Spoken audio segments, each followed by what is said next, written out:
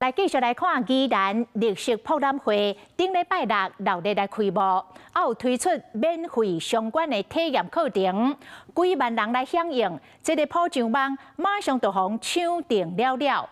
但是开课的时间一个到，竟然无半个人到场。主办单位真痛心，讲咱的公民教育到底出啥物问题？所以即摆开始要采取黑名单的措施，若是注文3届无来，就取消今年报名的资格。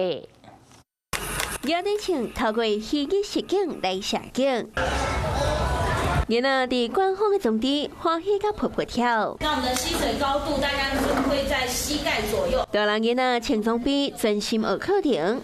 宜兰绿色博览会伫顶礼拜正式登场，园区内各种趣味的设施吸引到游客来遮佚佗、施工。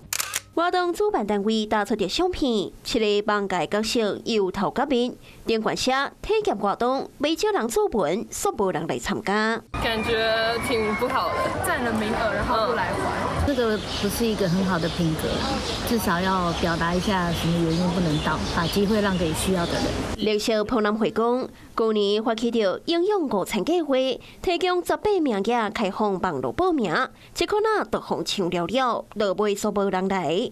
今年准备虚间看世界，赶快一推出都互抢了，严格各互帮分晓。工作人员，尤其是 DIY 的讲师，其实会蛮失落感的，然后也会让真正有心想要参与 DIY 的民众失去了一个参与的机会。江苏甲工作人员准备真久，当年规划9千场免费的体验活动，煞无人参加。